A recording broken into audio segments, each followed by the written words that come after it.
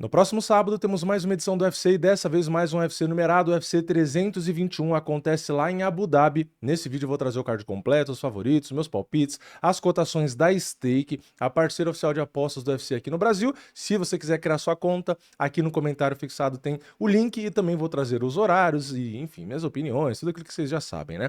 Vamos começar com o principal, que é o horário. O card preliminar começa às 11 horas da manhã e o card principal às 3 horas da tarde, às 15 horas, horário de Brasília. Fica ligado no horário. Se você ligar para assistir de noite, no horário padrão, já acabou o evento, tá? Então, como é em Abu Dhabi, tem esse horário diferenciado. Então, vamos lá. Primeira luta da noite, categoria peso palha, temos a Jaqueline Amorim contra a Mizuki Inoue. A grande favorita é a Jaqueline Amorim com 80%. Ela paga lá na Stake R$ 1,23 e a Mizuki Inoue paga R$ 4,30. Na segunda luta da noite, categoria peso mosca, temos o Azat Maxson enfrentando o Mitch Raposo e o favorito é o Maxson com 76%. Ele paga R$ 1,29 e o Mitch Raposo R$ 3,65.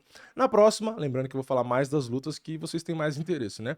Peso pesado, Chris Barnett enfrenta o Hamid Abdelwahab e o Hamid Abdelwahab é muito favorito, ele tem 78% de favoritismo, paga 1,24 e o Chris Barnett 4,10. Lembrando que o Chris Barnett é aquele gordinho engraçadinho que dá chute rodado, dá mortal e cai de bunda, é aquele cara simpático, né? Então tá bastante azarão. Acho realmente que ele é azarão, mas é aquilo, né? Peso pesado não dá para ter certeza de muita coisa, então é aquilo, né? Se você vai escolher um para fazer uma fezinha, cuidado, né? Cuidado, porque se confiar demais em 1,24 pode dar ruim. Às vezes, confiar no 4,10 também, porque paga muito, também não quer dizer muita coisa. Não dá para ter certeza de nada em peso pesado. Então, cuidado aí, tá? Na próxima, peso pena, temos o José Delgado contra o Nathaniel Wood. O José Delgado tem 59% de favoritismo. Ele paga 1,64, o Nathaniel Wood paga 2,25. Na próxima, peso pesado, a luta que era para ter acontecido no UFC Rio, Walter Walker contra Louis Sutherland. E o Walter Walker é favorito com 75%. Ele paga 1,30 e o Sutherland paga 3,50. Pelo jeito, acabou a festa, né? Fecharam a torneira das apostas no Walter Walker como azarão e Walter Walker finalização, esse tipo de coisa, né? Eu fiz uma graninha com o Walter em umas 2, 3 lutas aí, acertando o round, método e tudo, e pagava bem porque era azarão. Pelo jeito, acordaram para a vida e infelizmente caiu bastante aí a cotação dele, né? Mas acontece, né? Vamos em busca dos próximos, né? Na próxima luta, peso leve, temos o Matheus Camilo contra o Abdul Karim Al-Sewadi. E essa luta é muito equilibrada, pelo menos para as bolsas. O Abdul tem 52% de favoritismo. Ele paga 1,86 e o Matheus Camilo 1,94. Lembrando que todas as cotações são do momento que eu gravo o vídeo. Tudo isso vai oscilando conforme as pessoas vão fazendo as suas escolhas, tá? Só para deixar claro, né? Na próxima, peso leve, Ludovic Klein enfrenta o Matheus Rebeck. Ludovic Klein tem 57% de favoritismo, ele paga 1,73 e o Rebeck paga 2,12. O Matheus Rebeck é um cara interessante de assistir, né? Ele é bem guerreiro, bem forte, explosivo, agressivo. Ludovic Klein também faz lutas legais, então deve ser uma luta interessante aí, tá? Então, nem tem um favoritismo tão grande também, então deve ser bem legal aí essa luta. A minha expectativa é essa, pelo menos, né? Vamos ver. Depois, no peso médio, Ikram Aliskerov, 15º do ranking, enfrenta o Jun Yong Park. E o Aliskerov é muito favorito, ele tem 71%, ele paga 1,34 e o Jun Yong Park paga 3,25. Lembrando que o Ikram Aliskerov vinha numa excelente fase, né? É um cara que vinha até com certo hype, tinha finalizado no Contender, entrou no UFC, nocauteou no primeiro round 2 adversários, um deles ganhando bônus de performance, só que ele perde para o Whittaker também no primeiro round, né? O Whittaker lutou muito aquele dia e atropelou, e depois ele voltou e ganhou do André Muniz por nocaute também no primeiro round. Ou seja, todas as lutas dele, tanto no Contender quanto no UFC, tanto vitórias quanto derrotas, acabaram no primeiro round, tá? Uma delas foi derrota, mas o resto tudo ele ganhou. Então, assim, é um cara que tem muito volume de golpe, muito agressivo, explosivo, forte. É um cara embaçado, tá? 16 vitórias, 2 derrotas. E ele vai pegar um cara que é bom também, tá? Vem de 2 vitórias, só que na decisão as 2. É um cara que já fez luta da noite com o Robocop.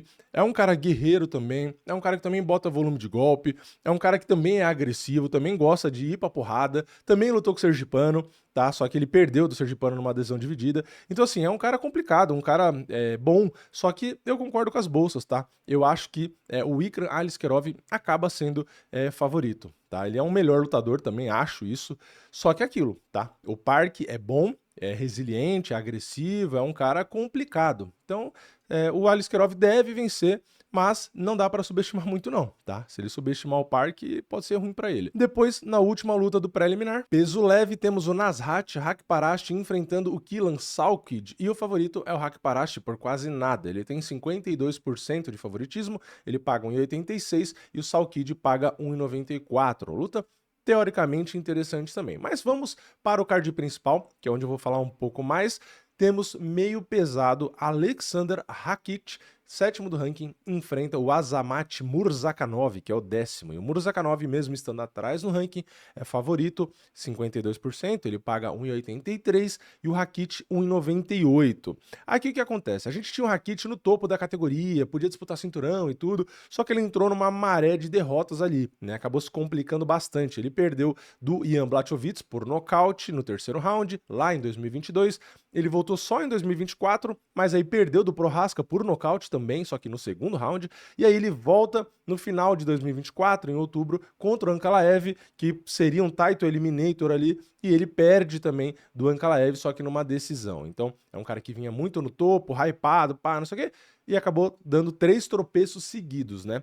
E ele pega o Murzakanov, que vem hypado. Tá? Ele ganhou no Contender Series, nocauteando no primeiro round, foi contratado, estreou no UFC, nocauteou no terceiro round, ganhou bônus de performance, aí ele nocauteia na segunda também, na terceira ele ganha na decisão contra o Dustin Jacob, só que aí na próxima ele nocauteia de novo, o Menifield dessa vez, e ganha bônus de performance de novo. E na mais recente, com o Brentson Ribeiro, nocauteou também, no UFC 316 e no primeiro round. Então assim, é um cara que tem um bom volume de golpe, uma boa defesa ali na trocação, uma boa defesa de quedas, uma precisão também na trocação muito boa, é um cara 15-0, é um cara que geralmente acaba com as suas lutas e muitas vezes ali até acaba ganhando bônus de performance. Então, é um cara que vem hypado, vem numa boa fase, etc. E ele pega um cara que era muito bom, tava no topo da categoria, pegou nomes difíceis, mas tá numa descendente, tá? Então, fica naquela, é complicado você decidir o que vai mandar mais ali na hora da luta. É o cara mais experiente, que pega os nomes mais duros e que pode estar tropeçando,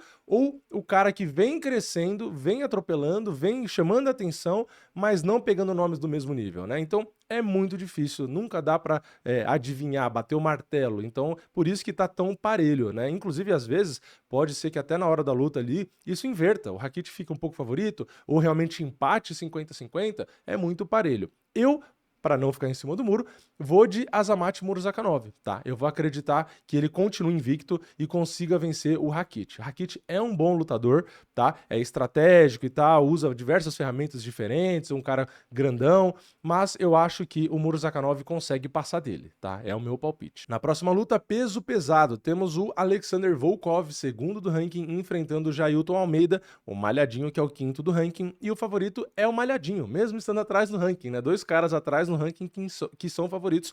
O Malhadinho tem 66% de favoritismo. Ele paga lá na stake R$ 1,47, enquanto o Volkov está pagando R$ 2,70. E aqui o que eu acho dessa luta, né? Bom, vamos lá. O Volkov é um cara alto demais, compridão, muito bom na trocação, que tem uma boa defesa de quedas, né? 72% é um bom número. Ele tem um volume de golpes muito interessante, tem precisão, é um cara que se te acerta ali, às vezes até aqueles chutes no corpo e tal, ele pode te nocautear, tá? Ele realmente é contundente, só que por ser um cara compridão e tal, geralmente ele luta mais na longa. Lutas mais recentes ele foi até mais estratégico. Para mim ele não perdeu a última luta contra o Ciryl Gane, né? Então ele que deveria disputar o cinturão, né? Não o Ciryl Gane. Então assim, ele tá até no mesmo card, coitado, né? Mas injustiças acontecem, né? Então assim, é um cara perigoso, tá? Ele vai pegar o Malhadinho, que é um cara que vem de 2 vitórias seguidas, né?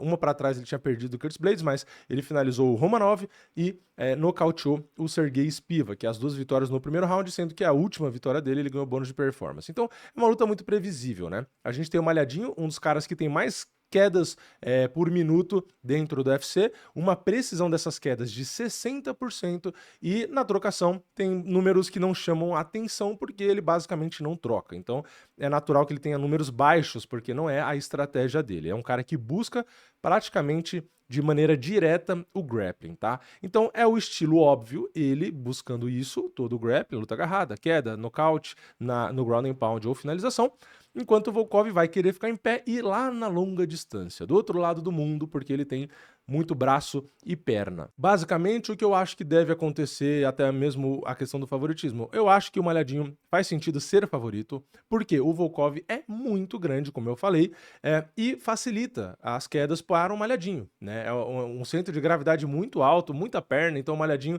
provavelmente vai conseguir grudar e derrubar. A questão é, tá? O que eu acho que dificulta, e talvez eu diminuísse um pouquinho até o favoritismo, tá? O Volkov 2,70 eu acho que talvez esteja um pouco exagerado. A questão é que o Volkov, mesmo se tomar queda, talvez ele consiga segurar um pouco a bronca, tá? Talvez se defender o suficiente até acabar um round ou coisa do tipo, tá? E é aquilo, isso vai desgastando também. E pode ser, claro, que ele tenha aprendido com a luta do Curtis Blaydes, né? Se o Malhadinho entrar ali de uma forma que vai ficar fazendo força na cintura dele e não conseguir derrubar, porque tá na grade, vai ficar perdendo tempo ali, ele pode dar aquelas cotoveladas também para tentar nocautear e tal. Então, existe um perigo, tá? Existe um perigo nessa luta. O Volkov é muito bom, tá? É melhor do que quase todos que o Malhadinho já enfrentou até hoje. Então, é uma luta complicada. Porém, ainda assim, eu acho que o Malhadinho é favorito, tá? Eu acredito que ele consiga grudar, consiga derrubar de alguma maneira, em algum momento da luta. Eu acho que ele consegue sim vencer. Mas é uma luta que eu não acho tão fácil, não, tá? 2,70 pro Volkov, acho que tá um pouquinho demais. Eu colocaria o Volkov menos azarão, porque ele pode sobreviver à tempestade e conseguir sim, às vezes até achar um nocaute, tá? É peso pesado, né? É aquilo, a gente já sabe, né? Difícil, difícil, difícil. Mas torço e acredito na vitória do Malhadinho. Na próxima, temos peso galo, Mário Bautista contra o Umar Nurmagomedov, um dos maiores favoritismos do card, tá? O Umar Nurmagomedov, que é o segundo do ranking, é bem favorito contra o Mário, que é o oitavo, né? O Umar tem 82% de favoritismo, ele paga 1,20 e o Mário Bautista 4,70. Aqui, vamos lá, né? Mário Bautista, só para resumir, é aquele pentelho que luta te segurando na grade, sem fazer muita coisa, aquele cara que revoltou o mundo inteiro por fazer uma luta insuportável contra o José Aldo, tá? Esse é o resumo do Mário Bautista, um cara que eu já falei várias vezes que eu, pro resto da vida, vou torcer contra esse cara. E ele vai enfrentar o Umar Nurmagomedov, que na última luta dele disputou o cinturão, fez luta da noite contra o Merab, perdeu de virada, né? Pra mim ele ganhou os 2 primeiros rounds contra o campeão, enquanto tinha gás, só que quando o gás dele acabou, ele acabou perdendo, tá? Então, enquanto ele tinha gás pra bater de frente com o Merab, ele foi melhor do que o Merab. Tá? Para mim, é nítido isso, né? Você vê os 2 primeiros rounds, enquanto ele tinha condição de pulmão ali, ele ganhou do Merab, ele é melhor que o Merab. Só que o gás dele não é o mesmo, então ele perdeu no pulmão, que foi o palpite que eu tinha dado e que no fim se concretizou ali, né? Aquela chance do Merab ganhar por conta do gás infinito, tá? E ele vai enfrentar o Mário Bautista. Aí o que acontece? Aqui, meu amigo, é uma luta de 3 rounds. Então, e outra, não é o Merab que tá do outro lado, né? Então o Mário Bautista tem gás, faz também pressão e tal, não sei o quê, mas eu acho que em apenas 3 rounds a chance dele ganhar 2 contra o Mar é realmente bem difícil. Então, eu entendo o favoritismo do Mar e tendo sim a concordar, tá? Então, até a proporção eu não acho que tá tão errada, tá? E talvez eu diminuiria, eu sempre diminuo um pouquinho, né? Então, talvez eu puxasse para 75, vai. Ao invés de 82, deixaria ali uns 75 no máximo, para mim tá bom. Então, ainda assim, é um grande favoritismo. Então é isso, tá? O Mário Bautista fez aquilo com o Aldo, vou torcer pro Umar Nurmagomedov te atropelar. Muita gente vai dizer que é porque chama Nurmagomedov e é russo, né? Mas é isso. Na próxima, temos peso palha, cinturão em jogo. Mackenzie Dern, quinta do ranking, contra Virna Jandiroba. E a favorita não é quem tá na frente do ranking. Pois é, 4 lutas no card principal, onde temos dois caras dos dois lados, né? Dois atletas ranqueados, só uma luta, o mais bem ranqueado é favorito, que é o do Umar Nurmagomedov, porque aqui a Mackenzie está em quinta e é a favorita com 62%, ela paga 1,56, enquanto a Virna paga 2,43. Aqui o que acontece, né? Elas já se enfrentaram, tá? Só para refrescar a memória de todos, a Mackenzie Dern acabou vencendo a luta, né? Foi lá em 2020, faz tempo, né?